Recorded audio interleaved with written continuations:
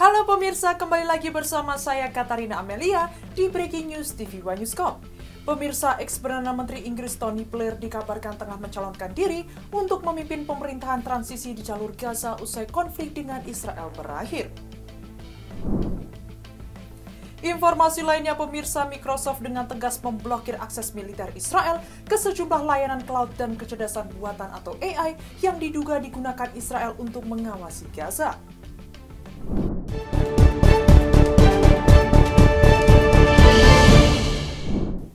Puluhan kapal dalam misi kemanusiaan bertajuk Thousand Medleys berlayar dari Catania, Italia menuju Gaza pada Sabtu 27 September. Keberangkatan ini memicu ketegangan regional menyusul ancaman Israel dan serangan drone yang dilaporkan sebelumnya.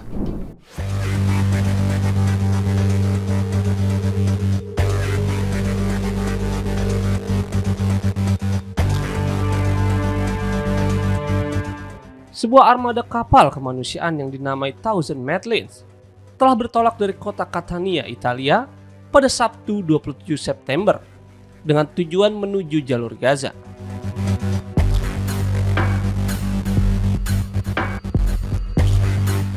Para aktivis menyatakan bahwa kapal-kapal tersebut membawa bantuan kemanusiaan yang ditujukan bagi warga sipil di Gaza, wilayah yang hingga kini masih diblokade oleh Israel.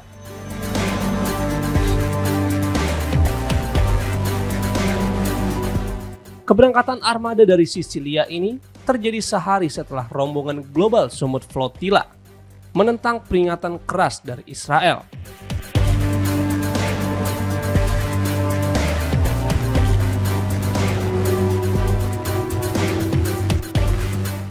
Mereka menyatakan akan menggunakan segala cara untuk mencegah kapal-kapal tersebut mencapai wilayah konflik tersebut.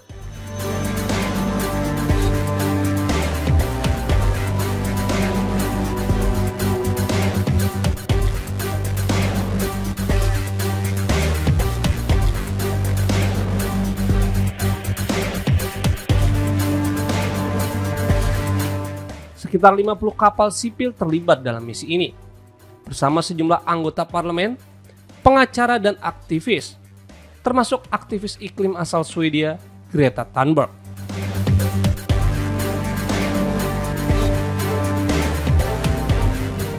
Perjalanan armada ini melintasi Laut Mediterania memicu ketegangan regional.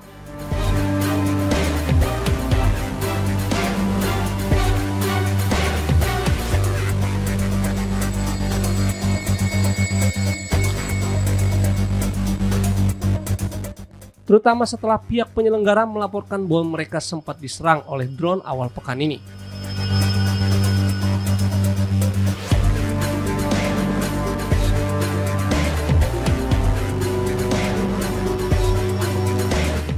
Meskipun tidak ada korban jiwa, insiden tersebut mendorong pemerintah Italia dan Spanyol untuk mengerahkan kapal angkatan laut.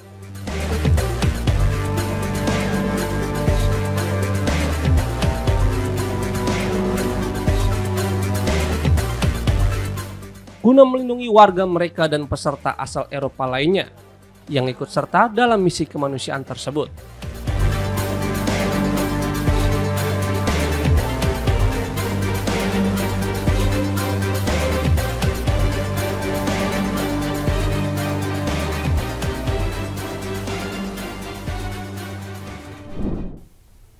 Mantan Perdana Menteri Inggris Tony Blair dikabarkan tengah dipertimbangkan untuk memimpin pemerintahan transisi di jalur Gaza setelah konflik berakhir. Wacana ini disebut-sebut telah mendapat dukungan dari Amerika Serikat.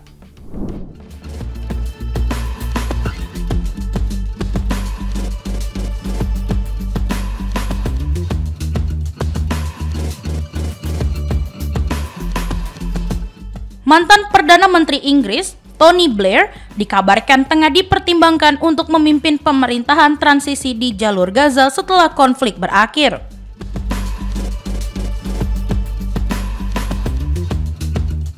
Wacana ini disebut-sebut telah mendapat dukungan dari Amerika Serikat.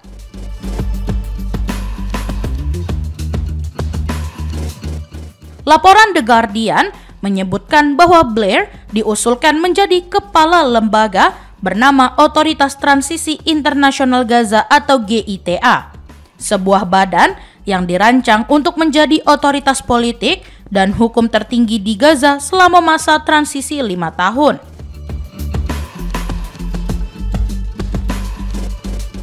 Menurut Times of Israel, rancangan GITA mengadopsi model serupa seperti pemerintahan sementara yang pernah dibentuk untuk mengawasi proses menuju kemerdekaan di Timur Leste dan Kosovo.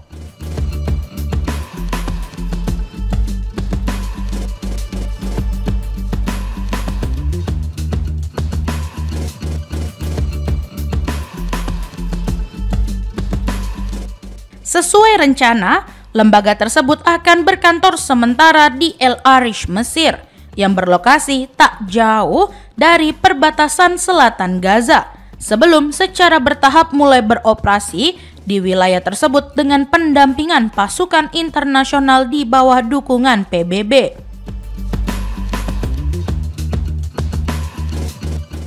Dokumen rencana juga menegaskan bahwa tidak akan ada pemindahan paksa terhadap warga Palestina.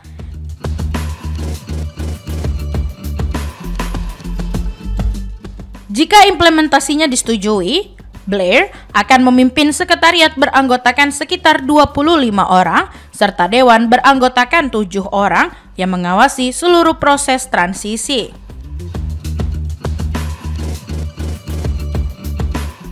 Meski demikian, penunjukan Blair berpotensi menuai penolakan. Banyak warga Palestina menilai mantan Perdana Menteri Inggris itu sebagai sosok yang selama ini menghambat perjuangan mereka untuk meraih kemerdekaan.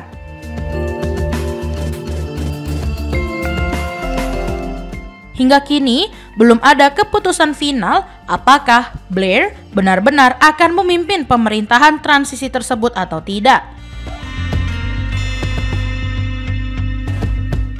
Blair diketahui turut menghadiri pertemuan yang digelar akhir Agustus lalu yang dipimpin oleh Presiden Amerika Serikat Donald Trump. Forum tersebut membahas perang Israel di Gaza serta peta jalan politik untuk masa pasca konflik di wilayah tersebut.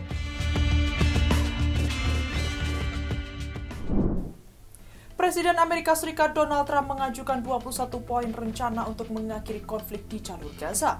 Proposal tersebut mencakup sejumlah langkah penting mulai dari gencatan senjata hingga pembentukan pemerintahan baru di Gaza.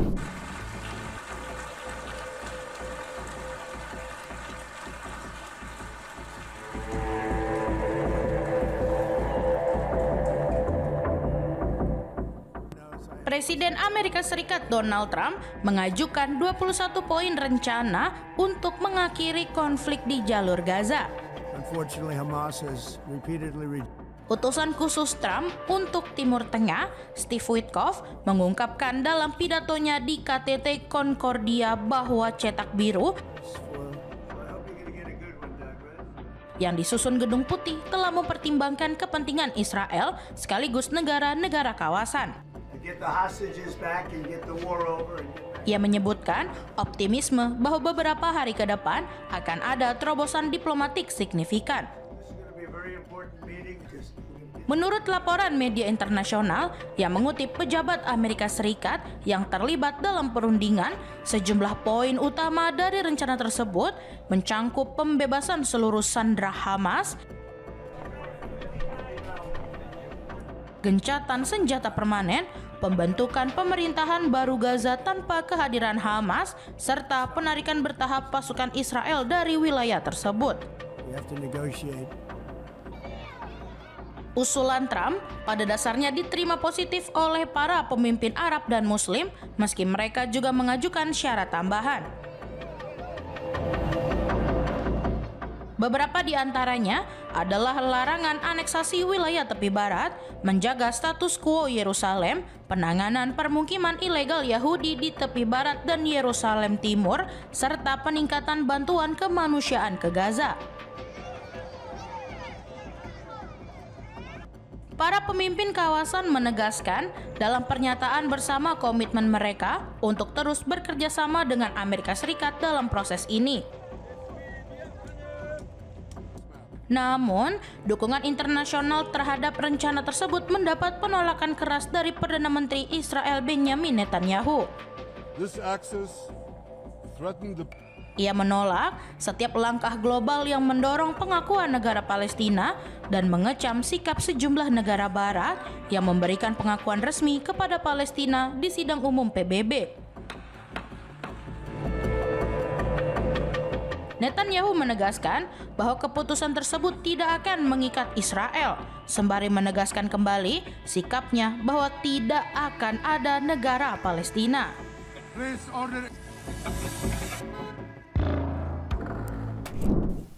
Presiden Palestina Mahmud Abbas mengatakan bahwa Israel melakukan perang genosida di Gaza. Ia menyebut kejahatan itu akan tercatat dalam lembaran nurani internasional sebagai salah satu bab paling mengerikan dalam tragedi kemanusiaan pada abad ke-20 dan ke-21.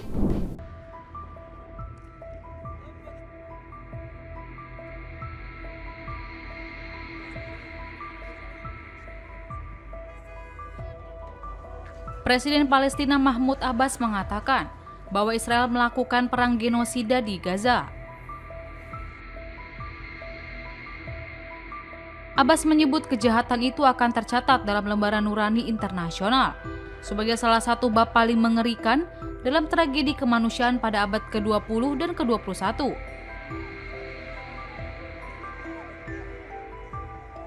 Hal ini disampaikan Abbas saat berpidato di Majelis Umum Perserikatan Bangsa-Bangsa atau PBB melalui tautan video.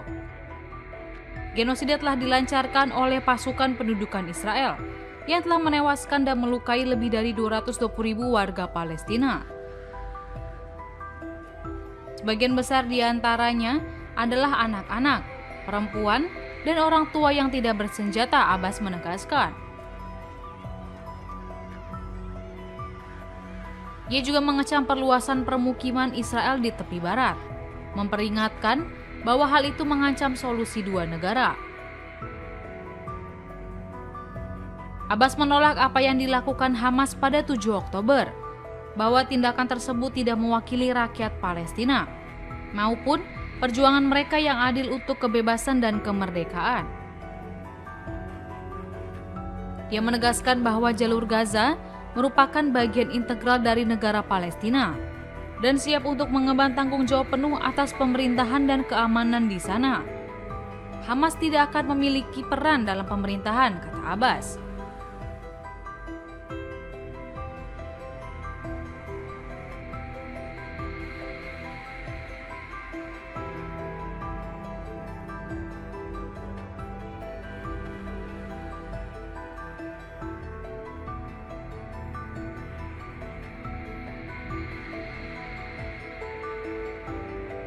Sementara itu pada Kamis yang sama, pasukan Israel merangsek lebih jauh ke kota Gaza.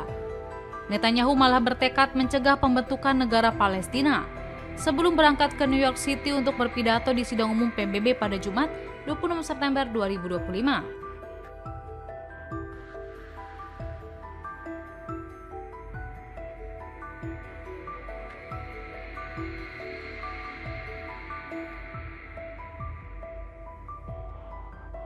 Serangan Israel di Gaza telah menewaskan sedikitnya 65.419 warga Palestina sejak Oktober 2023, menurut otoritas kesehatan Gaza. Presiden Prancis Emmanuel Macron menyampaikan kekagumannya terhadap ketangguhan Hamas yang tetap mampu melakukan perlawanan. Ia menilai strategi militer Tel Aviv tidak akan sanggup melenyapkan kelompok itu sepenuhnya.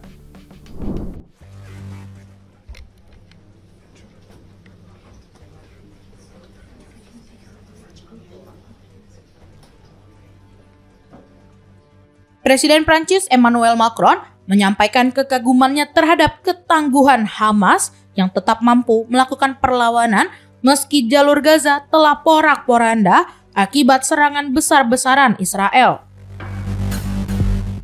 Ia menilai strategi militer Tel Aviv tidak akan sanggup melenyapkan kelompok itu sepenuhnya.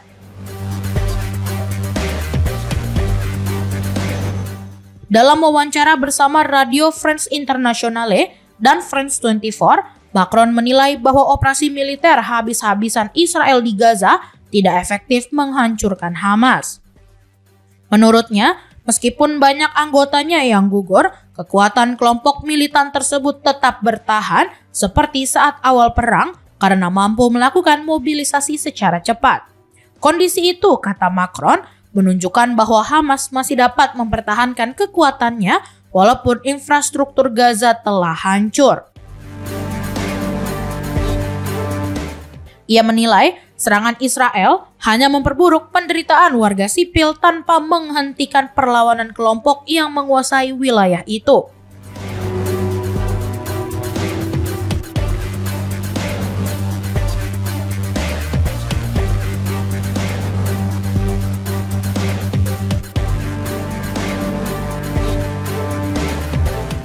Dalam pernyataannya, Macron juga mengkritik kebijakan Perdana Menteri Benjamin Netanyahu yang dinilai mengabaikan nasib warga sipil Gaza dan para sandera Israel. Ia menilai jika pembebasan sandera memang menjadi prioritas utama, Tel Aviv tidak akan melanjutkan serangan ke kota Gaza maupun menargetkan negosiator Hamas di Qatar. Macron kembali menyerukan gencatan senjata dan meminta Amerika Serikat agar meningkatkan tekanan terhadap Israel. Ia juga mengingatkan bahwa Uni Eropa bisa mempertimbangkan pemberlakuan sanksi jika Israel tidak mengubah kebijakannya. Lebih jauh, Macron menilai rencana pencamplokan wilayah tepi barat akan menjadi garis merah bagi Prancis.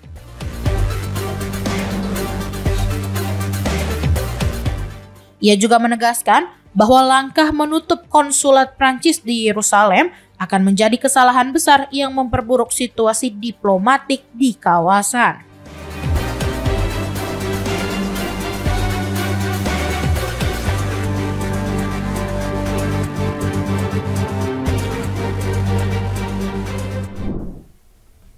Penyanyi pop dunia Dua Lipa dikabarkan menarik seluruh lagunya dari Spotify yang beroperasi di Israel. Langkah ini disebut sebagai protes atas dugaan keterlibatan platform tersebut dalam pendanaan teknologi militer sekaligus wujud dukungannya terhadap Palestina.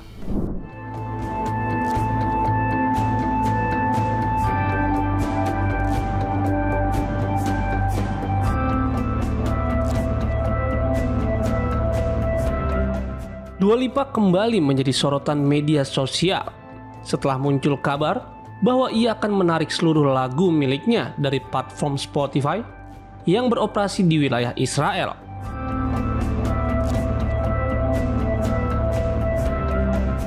Langkah ini disebut-sebut sebagai bentuk sikap tegas terhadap konflik kemanusiaan yang terjadi di Gaza, sekaligus bentuk dukungan terhadap rakyat Palestina.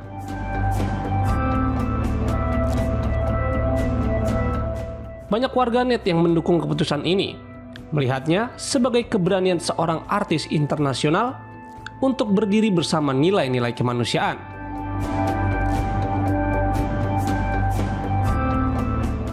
Dua Lipa memang dikenal sebagai artis yang vokal dalam isu-isu kemanusiaan dan menyuarakan solidaritas terhadap Palestina.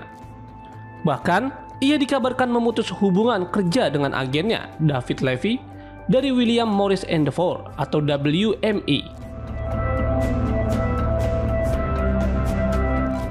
Menurut laporan media Inggris, perbedaan pandangan terkait dukungan terhadap Palestina menjadi salah satu alasan di balik keputusan tersebut.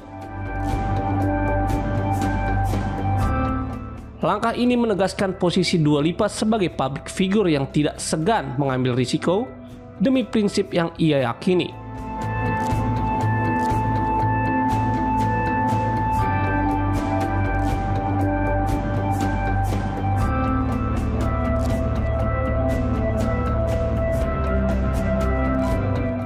Isu penarikan lagu dari Spotify juga dikaitkan dengan laporan mengenai CEO Spotify, Daniel Ek.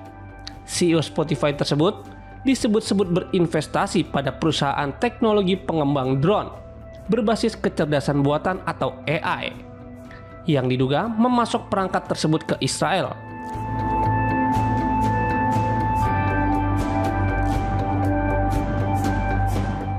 Dugaan ini memicu kritik dan kekhawatiran dari berbagai kalangan, termasuk para musisi dan aktivis kemanusiaan.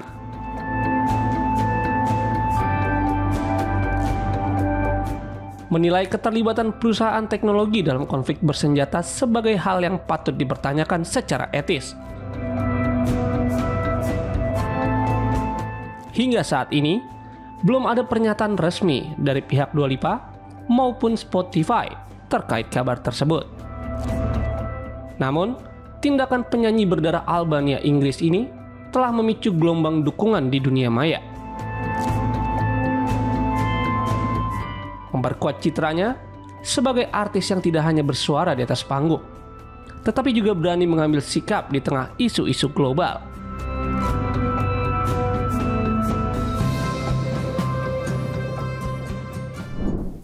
Kelompok bersenjata Hizbullah di Lebanon memperingati 1 tahun kematian pemimpinnya Hasan Nasrallah yang tewas dalam serangan udara Israel pada 27 September 2024. Hizbullah menegaskan tak akan melucuti senjata setahun setelah kematian Hasan Nasrallah meski Lebanon dan Amerika Serikat mendesak pelucutan.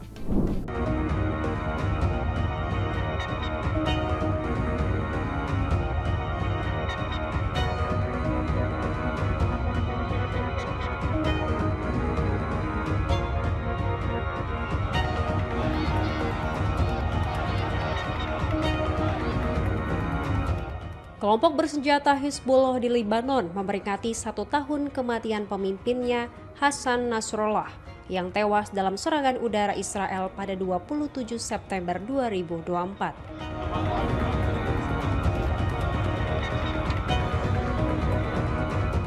Serangan itu menjadi awal perang yang menghancurkan sebagian besar kekuatan Hizbullah dan meninggalkan kerusakan luas di Lebanon.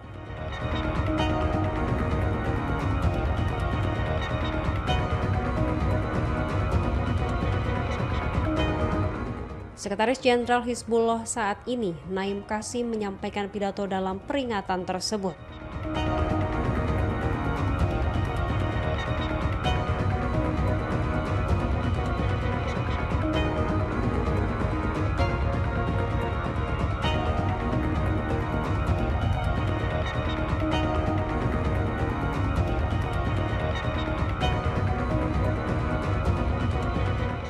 Ia menegaskan bahwa Hizbullah tidak akan pernah menyerahkan senjatanya dan memperingatkan potensi terjadinya konfrontasi besar.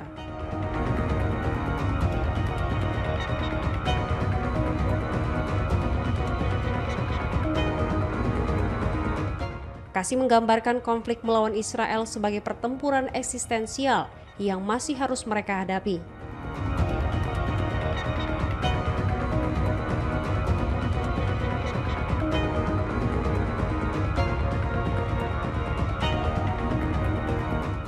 Acara peringatan digelar di Benteng Hizbullah, pinggiran selatan Beirut, serta di wilayah selatan dan timur Lebanon.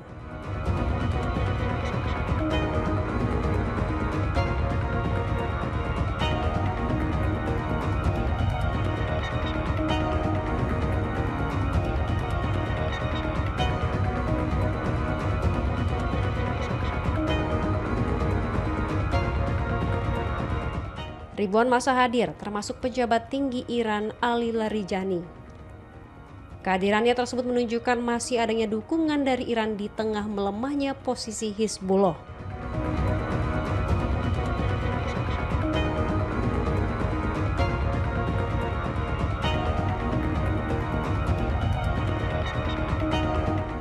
Sejak kematian Nasrallah, Hizbullah menghadapi serangkaian pukulan berat. Penggantinya, Hashim Safieddine, juga terbunuh hanya beberapa minggu setelahnya. Pada Desember, sekutu utama mereka, Presiden Suriah Bashar al-Assad, digulingkan. Kini, tekanan internasional semakin kuat agar Hizbullah melucuti senjatanya, meski kelompok itu menolak tuntutan tersebut.